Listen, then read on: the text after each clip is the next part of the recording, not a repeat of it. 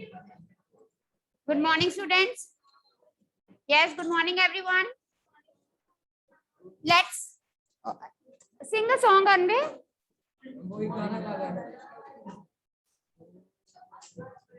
Exercise 2.6.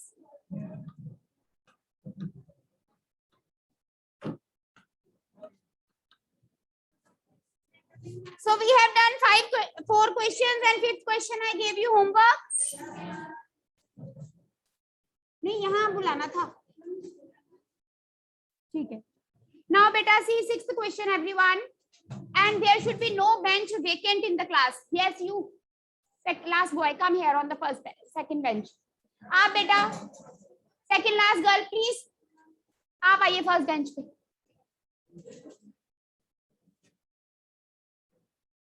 Now see the 6th question. The ages of Hari and Harry are in the ratio 5:7. 4 years from now, the ratio of their ages will be 3:4. Find their present ages. Very easy question. ठीक है, देखो हरी और Harry की ratio as की क्या given है 5:7. आपको पता है जब भी रेशियो दिया होता है तो आपने रेशियो को रिमूव करके एक्स लगाना है. पहले हरी लिखा है तो 5 किसका है हरी का, 7 किसका है हैरी का. आप लिखोगे let present age of Hari is 5x years. Then present age of, spellings का डिफरेंस देख लेना. ठीक है बेटे. Once one child wrote Hari and this Harry also as Hari only. So we didn't give any number. There should be differentiation between the names. ठीक है. So present age of Harry is also, now it is 7x years. Present age लिख दी. उसके बाद हम क्या लिखते हैं changed age, है ना. 4 years from now. So we will write, जो मैंने आपको बोला जो भी changed year होती है उसको heading दे देते हैं after 4 years. Age of Hari, अगर अब उसकी एज 5x है तो 4 years के बाद कितनी होगी. Yes, 5x plus 4 and similarly yes. So now we have written the changed ages. Now we will make the equation according to question. देखो क्या इक्वेशन बनेगी, क्या कहते हैं 4 years from now the ratio of their ages will be 3:4. कोई बता सकता है मुझे.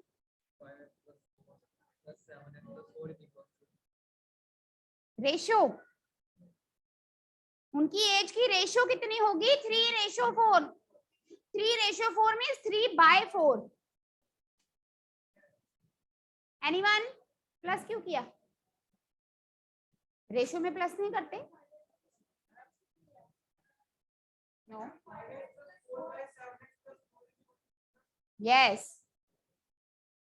इन दोनों की एज की रेशियो, रेशियो मतलब क्या होता है न्यूमरेटर ओवर डिनोमिनेटर.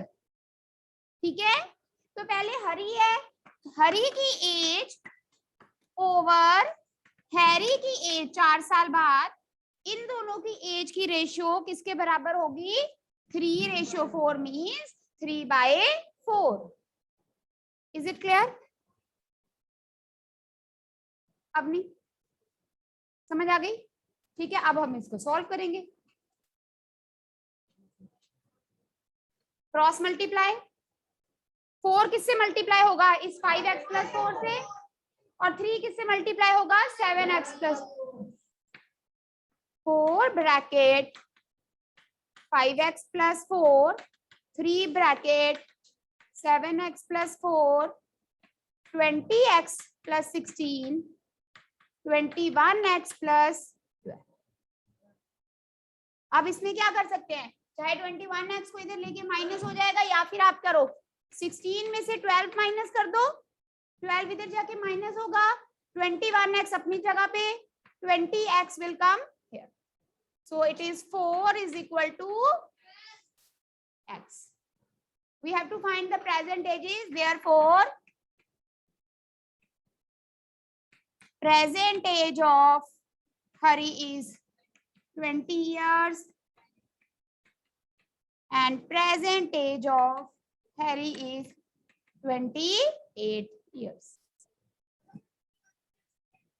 तो भी तो माइनस माइनस हो जाता है, 20x माइनस 21x क्या था, माइनस x, 12 माइनस क्या होता है, minus minus.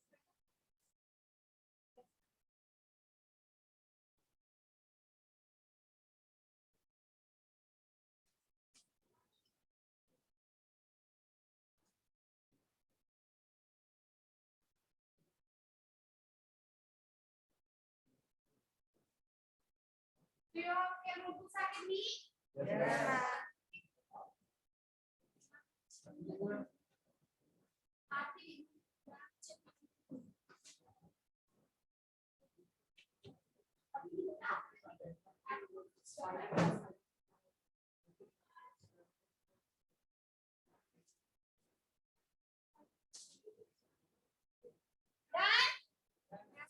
See the next question. The denominator of a rational number is greater than its numerator by 8. The denominator is greater than its numerator by 8. अगर numerator x है तो denominator कितना होगा, x plus 8. If the numerator is increased by 17 and the denominator is decreased by 1, the number obtained is 3 by 2. Again ये ratio वाला ही question है, क्योंकि numerator over numerator and denominator हम कैसे लिखते हैं, in the fraction form, numerator over denominator. सबसे पहले हम ओरिजिनली न्यूमिरेटर और डिनोमिनेटर कैसे हैं वो लिखेंगे.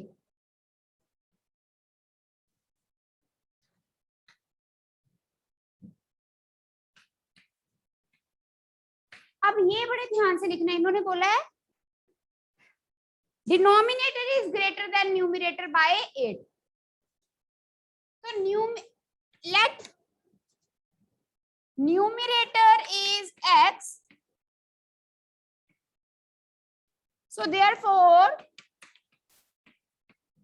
denominator is x plus 8.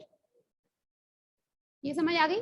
अगर उल्टा कर दोगे कि न्यूमिरेटर x प्लस 8 और डिनोमिनेटर x, तो गलत हो जाएगा, क्योंकि उन्होंने क्लियरली लिखा है कि डिनोमिनेटर 8 बड़ा है न्यूमिरेटर से. हेलो जी,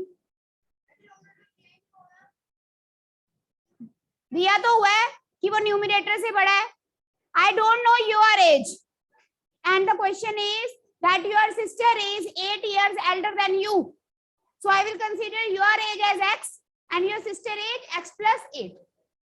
समझ आ गई बात, वही बात है यहाँ पर. ठीक है, नाउ सीधी कंडीशन बनाएंगे. इसके बाद क्या कहते बोर्ड पे देखिए, इफ द न्यू, एक मिनट, अभी एक मिनट को, इसके बाद लिखेंगे therefore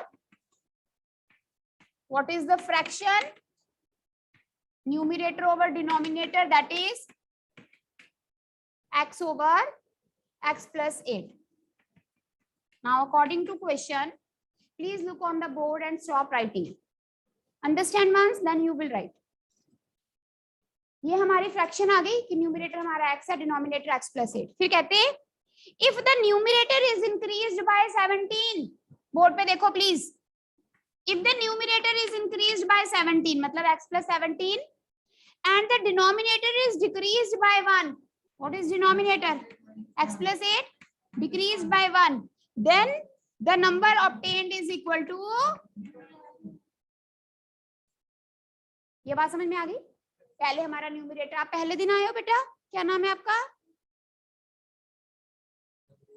नवरूप. समझ आ रहा है, ऑनलाइन क्लासेस लगाते थे रेगुलर. ये न्यूमिनेटर, ये डिनोमिनेटर, ये फ्रैक्शन। न्यूमिनेटर को अगर 17 से बढ़ा देते हैं, डिनोमिनेटर में से अगर 1 कम करते हैं, तो हमारा नंबर क्या बनता है 3/2। ये समझ आ गई बात। अब बस अब हमारे पास क्या बचा, x + 17, 8 - 1, x + 7 = 3/2. Now we will cross multiply and we'll solve. 2 into x + 17, 3 into x + 7, 2x + 34 = 3x + 21.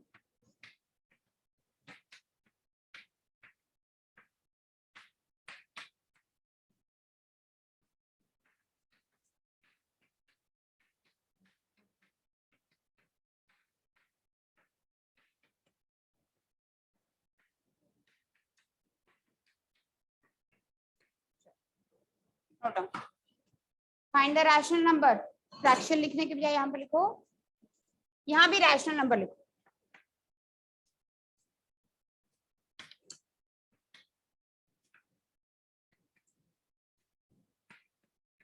चलिए,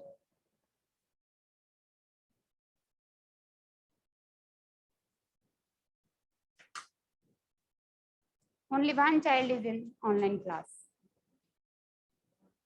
तनुष्का।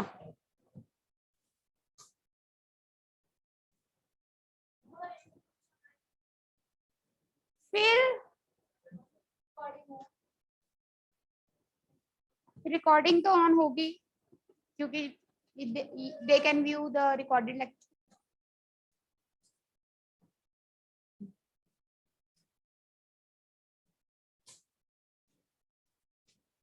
मुल्लू मनसबना।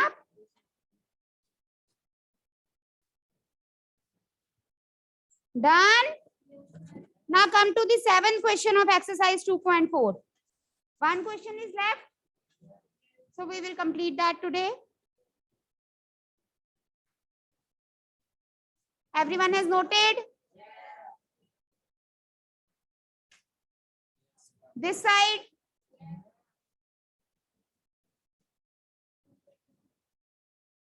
अब ध्यान से समझो ये question. Hassan buys 2 kinds of cloth materials for school uniform. Shirt material that cost him ₹50 per meter. बेटा question समझो, थोड़ा tricky है। शर्ट मटेरियल का क्या कॉस्ट है 50 रुपीज पर मीटर, और जो यूनिफॉर्म का ट्राउजर का मटेरियल है उसका रेट क्या है 90 पर मीटर। ठीक है। For every 3 meter of shirt material, he buys 2 meters of the trouser material. मान लो उसने 3 यूनिफॉर्म के 3 सेट बनाने हैं, 3 बनाने हैं, 5 बनाने हैं, 10 बनाने हैं, जितने भी सेट बनाने हैं। एक सेट का क्या कि अगर उसकी शर्ट को कितने मीटर्स लगते हैं 3 मीटर्स, और उसके ट्राउजर को कितने मीटर लगते हैं बेटा 2 metre. For one set, he has to buy 3 meters for the shirt and 2 meters for the trouser. He sells the material, मतलब ये यूनिफॉर्म का शॉप सेल्समैन है, किसी ने सिंगल नहीं लेनी। A person is a shopkeeper who is buying the cloth for making the uniform. समझ आ गई। तो उसने कहता है कि इस हिसाब से मुझे कपड़ा लेना है कि इतने सेट बन, कितने मर्जी सेट बने, और सेट कैसे बनेंगे कि शर्ट के लिए अगर 3 मीटर्स तो ट्राउजर के लिए 2 मीटर। मान लो उसे 10 सेट बनाने हैं, तो शर्ट का कितना कपड़ा लेगा वो 30 मीटर, और ट्राउजर का ऐसे। समझ आ गई। आगे कहते फिर उसने मान लो कपड़ा क्लॉथ बाय कर लिया। He sells after that he went, इसने होलसेलर से लिया, फिर वो अपनी शॉप पे गया, उसने क्या किया he sells the material at 12% and 10% profit respectively. उसने क्या किया शर्ट पे 12% का प्रॉफिट मार्जिन रखा और ट्राउजर पे 10% का प्रॉफिट मार्जिन रखा। ठीक है। मान लो अगर वो शर्ट का मटेरियल 100 रुपीज का लेकर आता है 3 मीटर सपोज, तो बेचेगा कितने का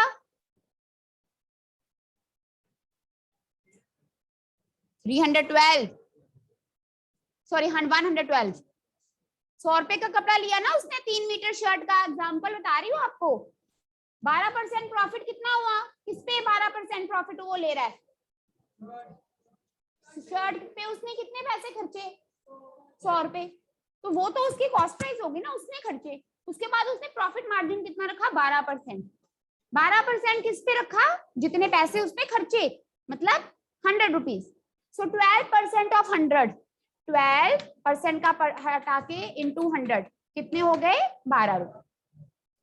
तो मतलब उसका सेलिंग प्राइस क्या हो गया, जितने उसने खर्चे थे प्लस प्रॉफिट 112। बात समझ में आ गई। फिर वो कहते सारा मटेरियल जो उसने बाय किया था वो सेल करके अपना प्रॉफिट बीच में रखने के बाद उसकी टोटल सेलिंग प्राइस है 36,600, 36,600। We have to tell how much trouser material did he buy। सारा कुछ करके ये बताओ कि उसने ट्राउजर का मटेरियल कितना लिया था। ठीक है, तो इसके लिए हम लिखेंगे 2.4 question number 7, let shirt material, देखो शर्ट और ट्राउजर की एक तरह की रेशो दी होगी ना कि 3 मीटर शर्ट के हिसाब से उसने ट्राउजर का कितना मीटर क्लॉथ लिया, 2 metre. Mean shirt ratio trouser की रेशो क्या हो गई, 3:2। ये बात समझ में आ गई सबको। एक शर्ट 3 मीटर के हिसाब से उसको ट्राउजर का कितना कपड़ा चाहिए, 2 मीटर। तो ये इसको क्या हम बोलते हैं, रेशो। ठीक है, ऐसे। So we will write here 3x। Let shirt material bought is 3x meter. Trouser material bought is 2x meter. ठीक है, उसके बाद cost price of, ऐसे लिखो, cost price of 1 meter shirt कितना है, 1 मीटर शर्ट का 50 रुपीज, किस हिसाब से उसको क्लॉथ मिल रहा है, 50 rupees per metre. So the cost price of 1 metre shirt is ₹50। Cost price of 3x metre, 50 into 3x, that is ₹150x। उसने कितने की शर्ट खरीदी, 150x रुपीज की। सॉरी, अब हमें x नहीं पता, x एंड में निकालेंगे फिर पता चल जाएगा कि इतने पैसे उसने शर्ट का कपड़ा खरीदने को लिया। ठीक है, so cost price of 1 metre trouser is ₹90। so cost price of 2x meter trouser is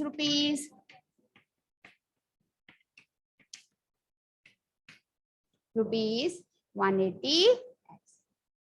अब profit on shirt 12% of 150x।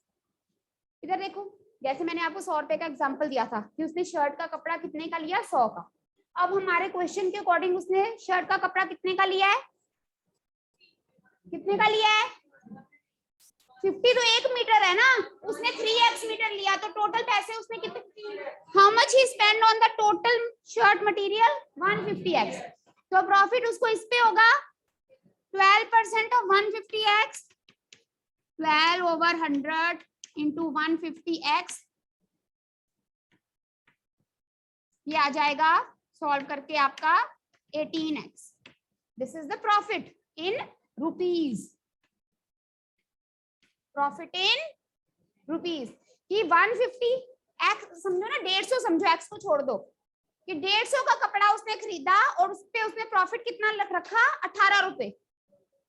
समझ आ गई, ऐसे x। तो फिर अभी फाइंड करेंगे, ये रब कर रही हूं, कर दूं टॉप वाली 2 लाइन। शर्ट का प्रॉफिट ये हो गया। अब क्या हुआ हार्दिक, थोड़ा इधर हो जाओ। Profit on trouser 10% of 180x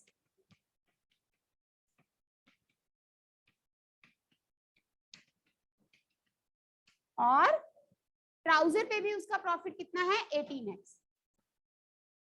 ये दोनों लाइंस नोट करो, फिर मैं रब करूंगी, वहां कर देती हूँ। According to question, please stop writing 1 minute. उसकी टोटल सेलिंग प्राइस कितनी है? अब ये किसके इक्वल है? इधर देखो, 150x उसकी कॉस्ट प्राइस शर्ट की। सेलिंग प्राइस उसकी शर्ट की कितनी होगी? प्रॉफिट 18x प्लस 180x उसके ट्राउजर का कॉस्ट प्राइस, और ट्राउजर पे प्रॉफिट कितना हो गया? 18। कॉस्ट जो सारा सेल करके उसको कितनी मनी मिली? 36,600। Now that is equal to what? His cost price plus his profit on both the things. Cost price plus profit is equal to selling price, right or no? Yes or no? ये सबको समझ आ गई बात? किसी को नहीं आई? So it is equal to 366x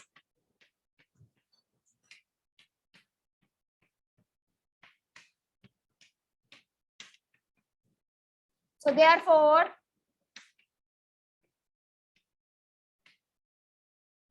trouser material bought is 2x, that is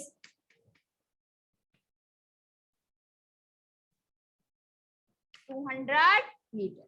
trouser का कितना कपड़ा लिया था? 2x मीटर, मतलब 200 मीटर उसने ट्राउजर का लिया। शर्ट का कितना लिया? 300 मीटर। समझ आ गई? 150 इंटू x 15,000। 15,000 उसने शर्ट पे खर्चा, 18,000 उसने ट्राउजर के कपड़ों पे खर्चा। उसके बाद 18x 1800 रुपए शर्ट पे प्रॉफिट रखा और 1800 रुपए ही ट्राउजर पे प्रॉफिट रखा। टोटल मिलाकर कितना हो गया? 36,600। समझ आ गई क्वेश्चन? सो पहले एज्यूम करेंगे ट्राउजर मटेरियल कितना लिया, शर्ट मटेरियल, फिर कॉस्ट, फिर प्रॉफिट, फिर जो आएगा चारों को प्लस करके equal to 36,600। With this we finish chapter number 2, linear equations. Tomorrow we are going to start the new chapter. That I'll tell you tomorrow only. Homework करो ये question number 6 and 7 of 2.6 and this question also. Exercise 2.4 का 7th question और 2.6 का 6th और 7th. So now beta, those who want to give their notebooks today you can give, or if you wish to complete today's homework and want to give notebook tomorrow then also it's okay. जो मेरे पास है वो कल दूंगी, फिर complete करके दे देना दोबारा।